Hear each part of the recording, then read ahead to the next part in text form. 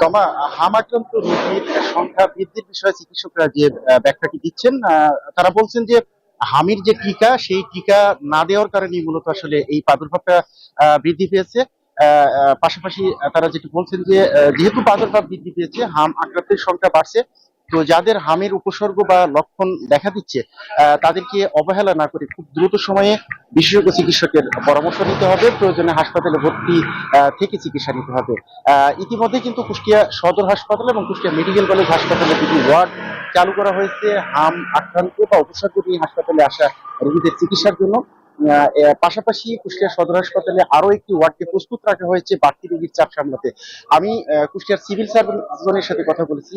তিনি বলছেন এখন পর্যন্ত জেলায় প্রায় 650 রোগী হামের উপসর্গ লক্ষণ নিয়ে বিভিন্ন হাসপাতালে ভর্তি হয়েছে এবং চিকিৎসা নিয়েছেন। পাশাপাশি কিন্তু গত 24 ঘন্টাতে আরো প্রায় 26 রোগী জেলার বিভিন্ন হাসপাতালে ভর্তি হয়েছেন। সিভিল সার্জন বলছেন যে এখন পর্যন্ত জেলায় আটজনের মৃত্যু হয়েছে হামের উপসর্গ এবং আক্রান্ত হয়ে, যাদের কিন্তু সবাই শিশু। পাশাপাশি এর যে প্রকোপ বা প্রাদুর্ভাব যেটি বৃদ্ধি পেয়েছে সেটি আসলে নিয়ন্ত্রণে নিয়ে আসার জন্য ইতিমধ্যেই টিকা দান কর্মসূচি তারা হাতে নিয়েছেন। খুব দ্রুতই জেলাতে টিকাদান কর্মসূচি চালু করতে পারবেন বলে সিভিল সার্জন জানিয়েছেন। পাশাপাশি বিশেষজ্ঞ চিকিৎসকরা যেটি বলছেন যে যাদের শরীরে হামের উপসর্গ বা লক্ষণ দেখা দিচ্ছে, তাদেরকে অবহেলা না করে দ্রুত বিশেষজ্ঞ চিকিৎসকের শরণাপন্ন হতে হবে, প্রয়োজনে হাসপাতালে ভর্তি থাকতে হবে। তবেই কিন্তু আসলে এই রোগটিকে নির্মূল করা সম্ভব। তো এই ছিল কুষ্টিয়া থেকে হাম আক্রান্তদের খবর। ফিরে যাচ্ছি শরীয়তপুরে, সেখানে অপেক্ষা করছেন আমাদের আরেক সহকর্মী বিধান মজুমদার। তার কাছ থেকে জানবো শরীয়তপুরের হামের বর্তমান পরিস্থিতি।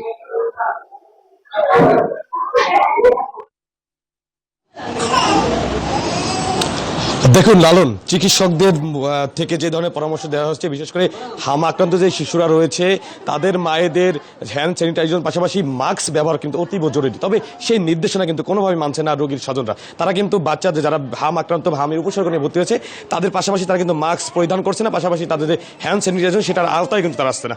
এতে করে হামের যে পরিস্থিতি সেটি কিন্তু আরও তীব্র আকার ধারণ করছে। আমি এই মুহূর্তে রয়েছি সৈয়দপুর সদর হাসপাতালে।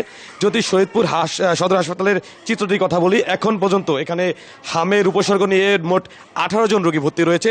সেক্ষেত্রে কিন্তু এখানে শয্যা রয়েছে মাত্র 10টি শয্যার বিপরীতে যেহেতু 18 জন শিশু বাচ্চা রয়েছে, সেক্ষেত্রে এই যে শয্যার সংকট কিন্তু দেখা দিয়েছে। তো এখানে একটি আশার সংবাদ এটি যে জেলা সিভিল সার্জন থেকে যে তথ্যটি জানানো হয়েছে, আগামী 20 এপ্রিল থেকে 10 মে অর্থাৎ 21 দিন পর্যন্ত যে হাম রোগের টিকার দান কর্মসূচি সেটি কিন্তু শুরু করে যা হচ্ছে। এতে করে শরীয়তপুর জেলা 6টি উপজেলা এবং একটি পৌরসভার মোট 1.5 লাখ শিশু এই টিকার আওতায় চলে আসবে। এতে করে দেখা যায় হামের যে সমস্যা সেটি কিন্তু অনেকাংশেই কমে আসবে বলে তারা বলছেন।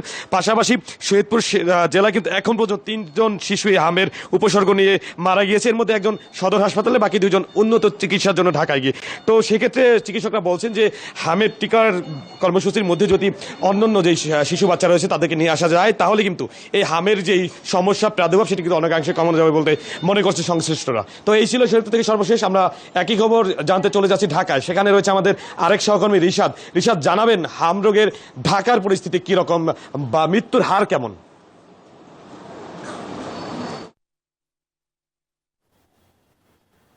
বিধান, আপনাকে ধন্যবাদ। আপনি যেমনটা বলছিলেন যে আসলে হামের যে মৃত্যু সেটা নিয়ে আসলে উদ্বেগ কিন্তু একেবারে কমছেই না, এবং এরই মধ্যে দেশ জুড়ে 206 জন শিশুর মৃত্যু হয়েছে হামে এবং হামজনিত নানাবিধ উপসর্গ নিয়ে। এবং আপনাকে যদি একটু জানাই যে প্রায় 20,000-এর কাছাকাছি রোগী বিভিন্ন সময় হাসপাতালে ভর্তি হয়েছে। এরই মধ্যে কিন্তু প্রায় 10,500 রোগী সুস্থ হয়ে বাড়ি ফিরে গেছেন। তার ভেতরে আবার কিছু রোগী নতুন করে অসুস্থ হয়ে আবারও হাসপাতালে ভর্তি হয়েছেন। সেই বিষয়টি যেমন আছে, তার পাশাপাশি উদ্বেগের আরও একটি বিষয় রয়েছে যে যেসব শিশুরা হামে আক্রান্ত হচ্ছেন তাদের অনেকের বয়সই 9 মাসের কম, এবং 6 মাস বয়সেও কিন্তু আসলে হামে আক্রান্তের ঘটনা দেখা যাচ্ছে, যেটি আসলে সাধারণত দেখা যায় না। এবং আমি যে হাসপাতালটিতে রয়েছে সেই হাসপাতালে রোগীর বেশ চাপ রয়েছে আজকের দিন পর্যন্ত। এবং গেল 24 ঘন্টায় আজকে সকাল 8টা পর্যন্ত যে রিপোর্ট, সেই রিপোর্টটি কিছুক্ষণের ভিতরে হয়তো স্বাস্থ্য অধিদপ্তর থেকে চলে আসবে। তখন হয়তো নিশ্চিত করে বলা যাবে যে গেল 24 ঘন্টায় আবার নতুন করে মৃত্যু আসলে কত দাঁড়ালো। এবং এখন পর্যন্ত মৃতদের মধ্যে 206 জনের যে মৃত্যু হয়েছে তার মধ্যে কিন্তু ঢাকায় সর্বোচ্চ মৃত্যুর ঘটনা ঘটেছে, সেটি শতাধিক। এবং অন্যান্য দ্বিতীয় সর্বোচ্চ রাজশাহী এবং অন্যান্য জেলাগুলোতেও কিন্তু মৃত্যুর ঘটনা রয়েছে এবং দেশের প্রায় 64 জেলাতেই কিন্তু হামের যে প্রাদুর্ভাব সেটি কিন্তু প্রায় সবগুলো জেলায় দেখা যাচ্ছে, যে কারণে আসলে উদ্বেগের কারণ হয়ে দাঁড়িয়েছে স্বাস্থ্য সংশ্লিষ্ট যেসব প্রতিষ্ঠান রয়েছে তাদের কাছে। এবং চিকিৎসকরা বলছেন যে আসলে হাম জনিত লক্ষণ উপসর্গ দেখা দেওয়া মাত্রই দ্রুত চিকিৎসকের পরামর্শ নেওয়ার কথা জানিয়েছেন এবং বিশেষ করে গ্রাম্য ওঝা দিয়ে ঝাড়ানো বা এ ধরনের যে ধরনের চিকিৎসা রয়েছে, প্রাচীন চিকিৎসা পদ্ধতি যেগুলোকে বলা হয়, সেগুলো থেকে বিরত থেকে আসলে একেবারে চিকিৎসা বিজ্ঞান মেনেই যেন চিকিৎসা নেওয়া হয় সে বিষয়ে তারা পরামর্শ দিচ্ছেন। এই ছিল আমার কাছে এখান থেকে সর্বশেষ।